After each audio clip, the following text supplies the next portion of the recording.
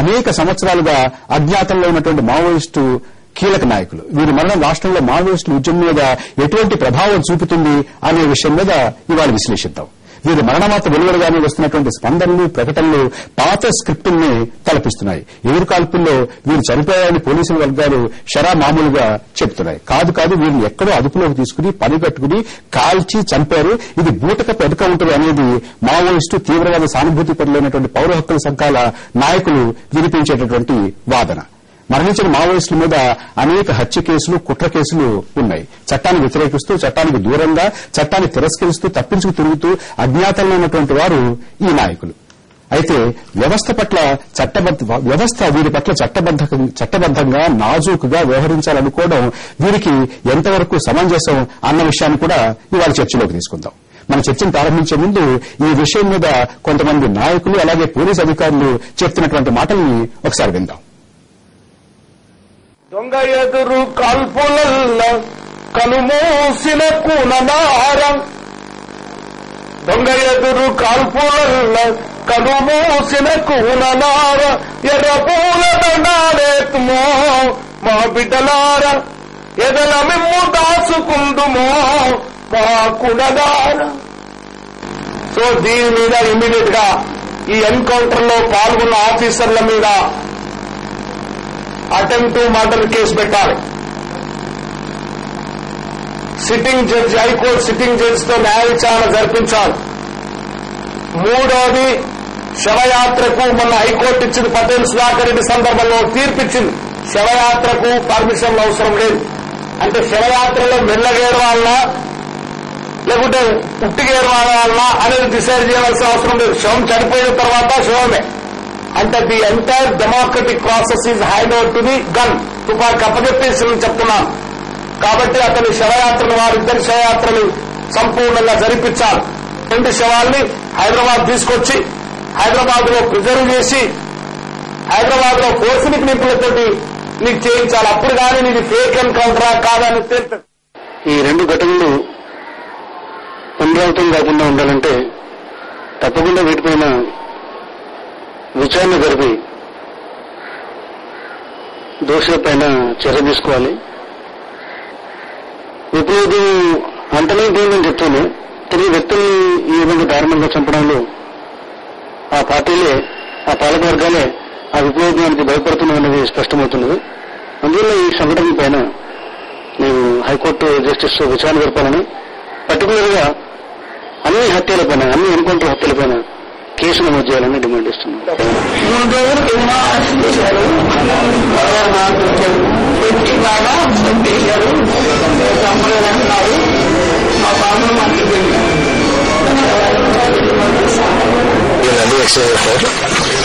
నిన్న వల్ల ఇన్ఫర్మేషన్ ఉందండి, కొంత అవుతుందని పార్టీస్ పంపించి సెర్చ్ చేస్తూ ఉన్నారు. పార్టీస్ రిటర్న్ అయ్యే టైంకు, రోడ్ పాయింట్ వచ్చే టైంకు ఉదయం జరిగింది. అతని శాఖమూల అప్పారని మళ్ళీ లెంకన వాళ్ళ ద్వారా మనం తెలుసుకున్నాం ఐడెంటిఫికేషన్.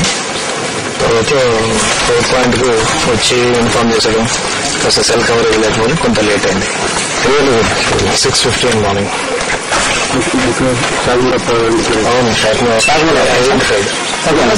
స్టేట్ కమిటీలో నేను చూడాలి, రివార్డు మాత్రం ఉంటుంది.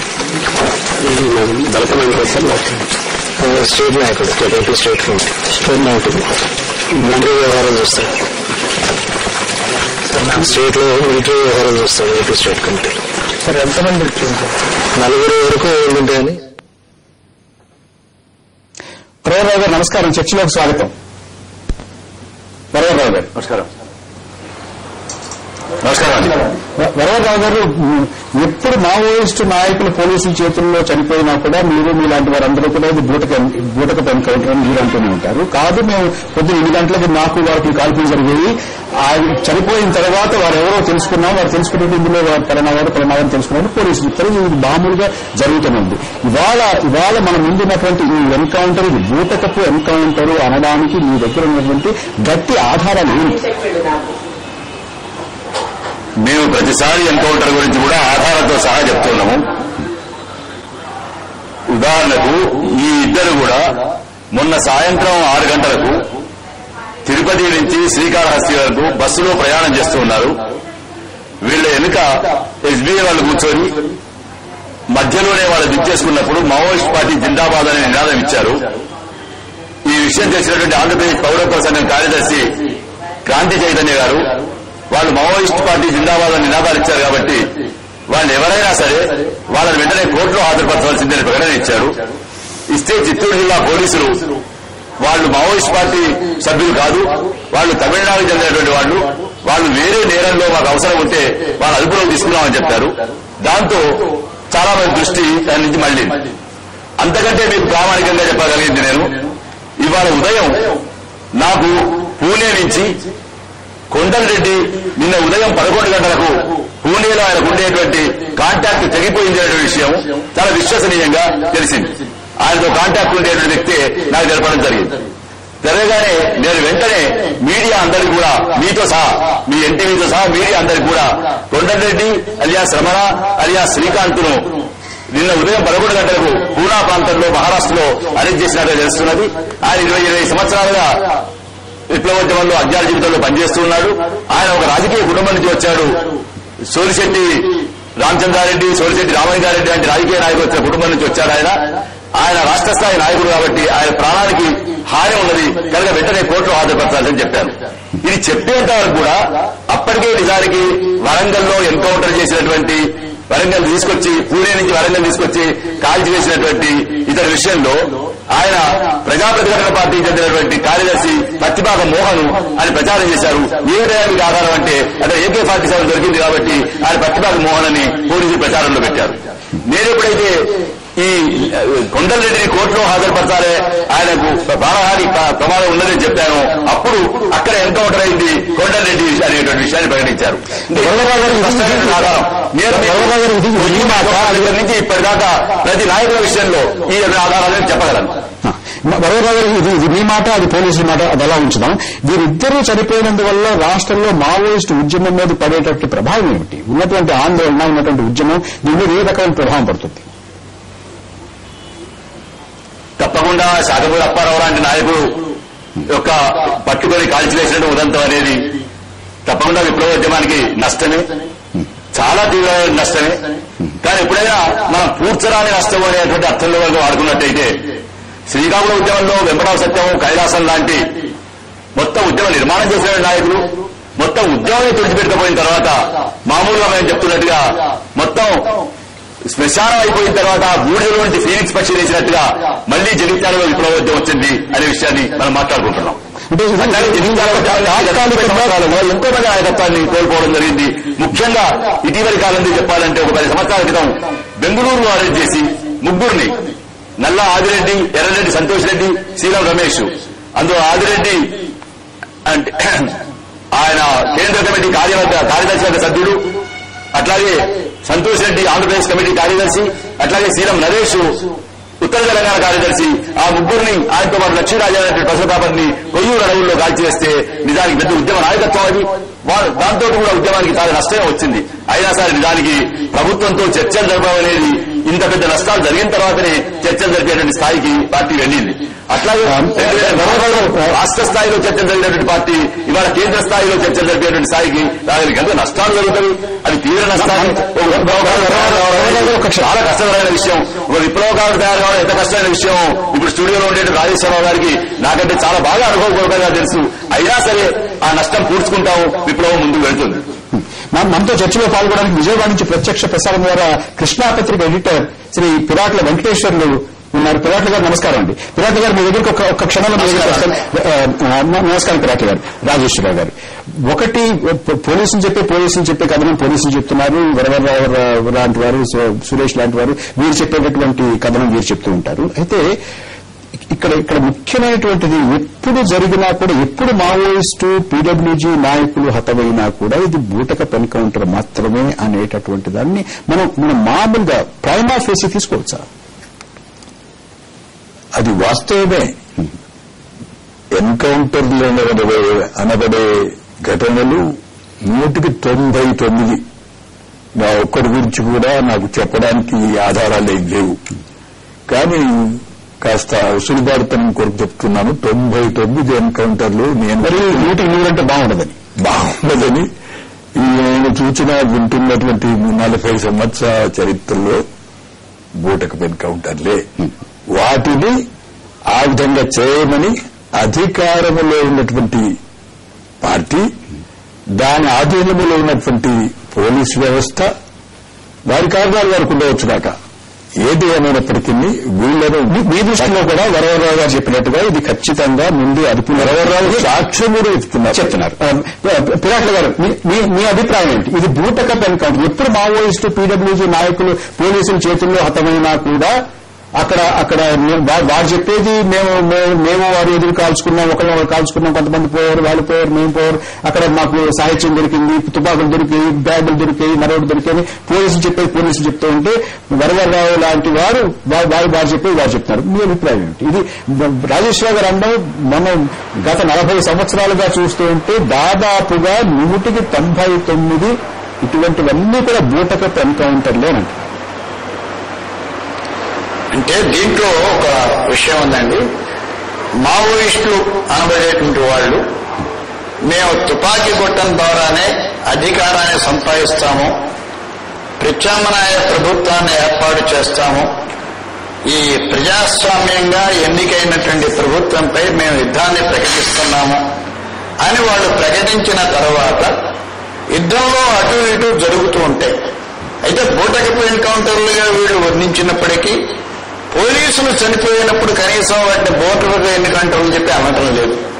కానీ దీంట్లో సరిపోవచ్చు కానీ అంత మాత్రం పెద్దాన్ని బూటకపు ఎన్కౌంటర్ మేము చేసింది చాలా కరెక్ట్, మా యొక్క ఉద్యమమే చాలా కరెక్ట్ అయిన ఉద్యమం అనటం కూడా ప్రజాస్వామ్య వ్యవస్థకి సరి అయినటువంటిది కాదు.